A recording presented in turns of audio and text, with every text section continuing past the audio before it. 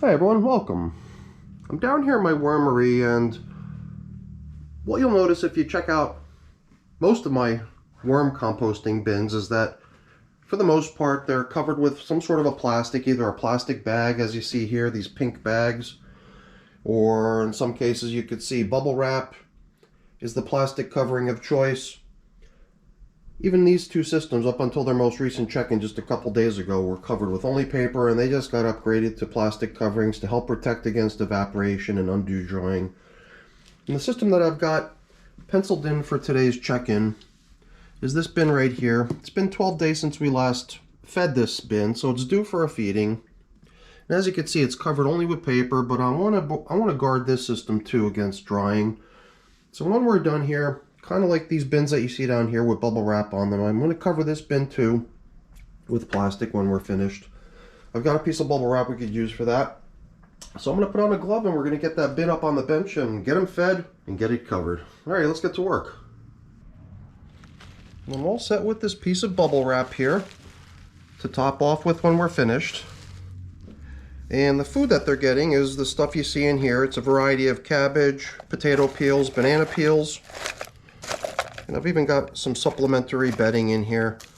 It's the filter from a batch of coffee. I've also got my little supply of coffee off on the side. I've got my supply of worm chow off on the side. My supply of bedding. So I've got all my other required bits of stuff that I normally use off on the side. And you know, since we've got a nice new replacement coffee filter that we can give them as our feeding zone indicator, we could take this seasoned one that's been in here for possibly just the 12 days that have passed since the last feeding, or maybe it was in here prior, I can't remember. We'll just go ahead and use this as bedding too. I'll include it with this little collection of napkins here, so that when it comes time to lay in the bedding, I'll not forget about it.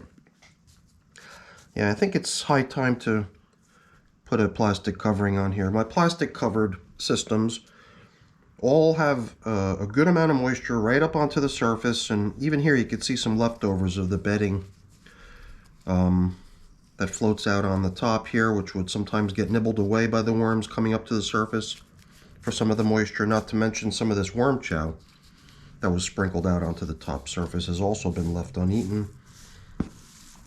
Most likely because of the dryness out here. I really do prefer for my systems to be 100% habitable, and even though I like the added airflow of using a paper or porous type covering, I'm not too keen on the dryness it causes. So I think it'll be a nice little step up for this system to receive some nice plastic covering at the end so that the moisture present within the system is able to recirculate and keep this top surface damp. So you don't have to go too deep usually. It's usually that very top thin layer of stuff that remains dry, especially in a system that's this old, where it's mainly castings anymore. I can already see a little baby worm squirming over here, a slightly larger one here, another one right there. Most of the worms I'm seeing here do appear to be little juveniles. But I didn't have to go very deep to get to a little bit of material that's already damp enough to support worm activity. So I usually check the outer edges of the system too to make sure drying is not occurring too rapidly out there, but I'll save that for the end. We're going to go right down through the middle here where we last fed to see how they're doing on that last feeding. I don't think there was anything too out of the ordinary fed to them last time. I know that there was an entire pepper, and I think there was a lime. I breezed through the video from the last feeding, and I remember those things as being part of what they got last time. After 12 days, I wonder what's up with that pepper. Could they have left any leftovers? I guess I'm also curious about the lime, because the lime was pretty much unbreached. It wasn't cut or anything like that, but to give worms access, I punctured the skin of it in a few places so that the worms can get down into the fruit. This is the peel of a banana. Just weird. It almost seems like a piece of meat because the inner portion of it that's very tough still You can see the fibers starting to detach from one another. It just feels like almost like a piece of meat, like a little chicken bone, where the meat just flakes off and the bone is still in the middle. I assure you this is vegetable matter, not meat. Yeah, I'm starting to see a few little worms hanging out down here. But the moisture is pretty minimal, I must say. I don't know. What is this? Huh. What an unusual color. I'm pretty sure it was lime, and I really did not expect to see something that looked like this. I'm just wondering if maybe I used... Did I use my orange napkins here too? Is this just a piece of napkin covering the lime? Is that what we're seeing here? Or did the lime actually turn to a crazy orange color? Do limes do that? I don't even know. Citrus is something I don't really feed very frequently to my systems. And it does appear like a good portion of what was put in here for them is still intact for the most part. But us fiddling with it just now resulted in it pretty much falling to pieces. It'll get returned to the feeding zone as leftovers. And I'm wondering what other leftovers we might encounter. Alright, so this must be that pepper that was fed to them. I could see the pepper seeds in here, as well as some worms still working down what remains of it. Not a whole lot left other than the seeds, it seems.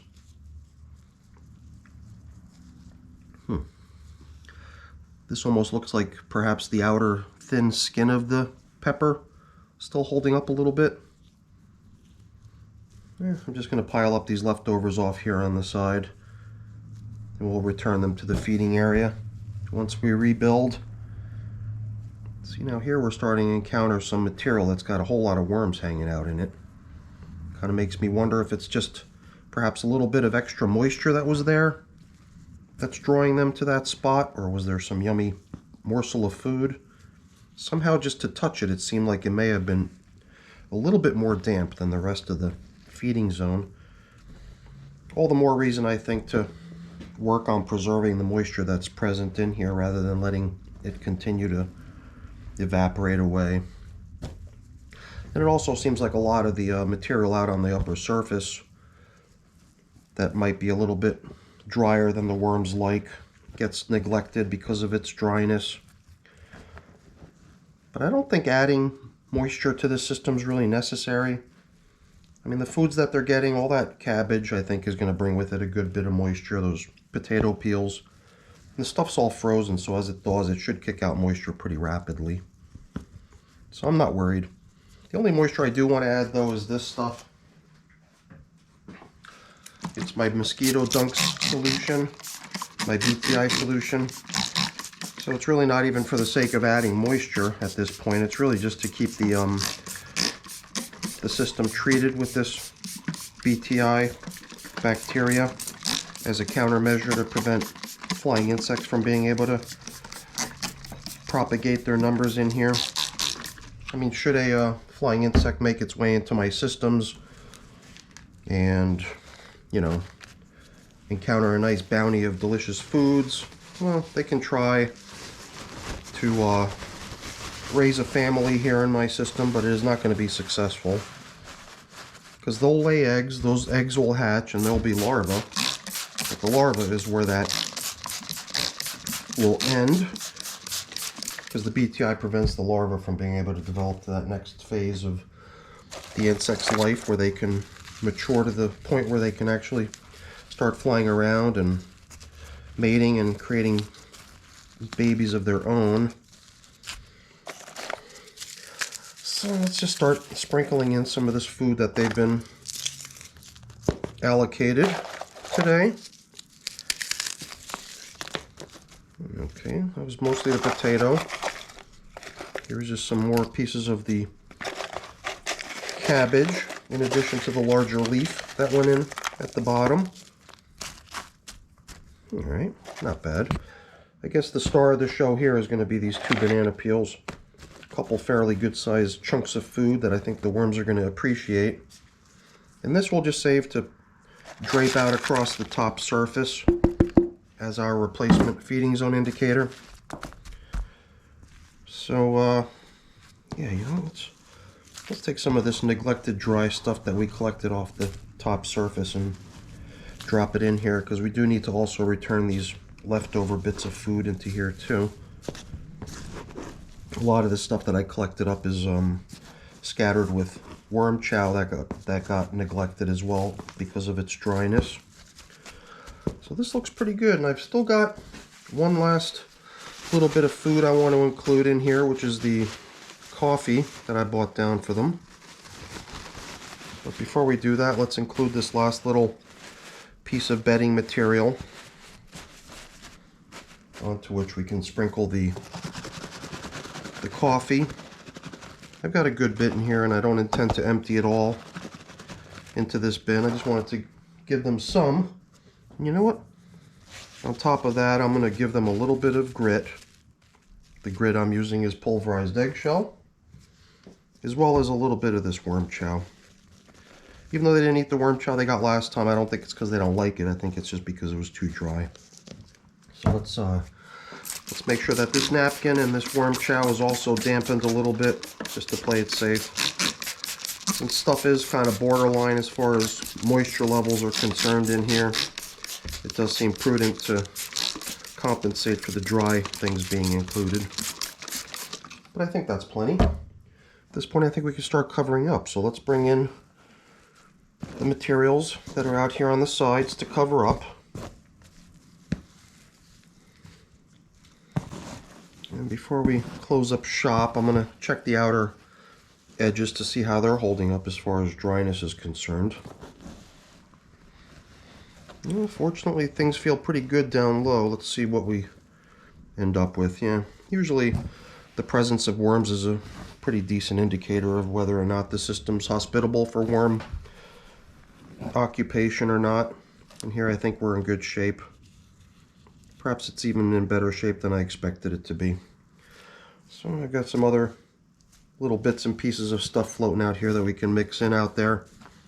It did seem to me like it was mainly castings out there, but to include a little bit of extra this and that for them to have when they wander through it is probably a good idea. Alright, things are coming along quite nicely in this system. I think it'll be a nice boost. It'll look good when we get back in here next time with more moisture in those top layers of material rather than just being so dry. Yep, see, here we've got a good number of worms hanging out, possibly once again because of a little bit more moisture present within the material. I guess just, you know, your instincts are going to tell you that, hey, maybe the feeding zone is where you're going to find the greatest number of worms, but it does seem like they seek out moisture perhaps more willingly than seeking out food.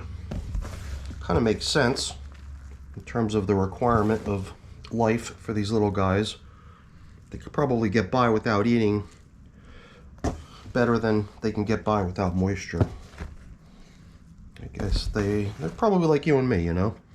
We could probably get by without eating for a week or whatever before we starve to death, but if we don't have any water, I think we'll die of dehydration much sooner than dying of starvation. But let's lighten the tone of the discussion topic here. I don't think we need to venture into that territory, but it is a real, a real risk if you do allow the entire environment that your worms are living in to dry out, so much so that they don't have what they need to breathe, because the moisture is, not just keeping them hydrated, it's also helping them breathe. All right, I think we're almost done here. We've just got to start applying our traditional coverings here. The traditional covering here is the feeding zone indicator, and on top of that we'll just return this nice top covering of newspaper.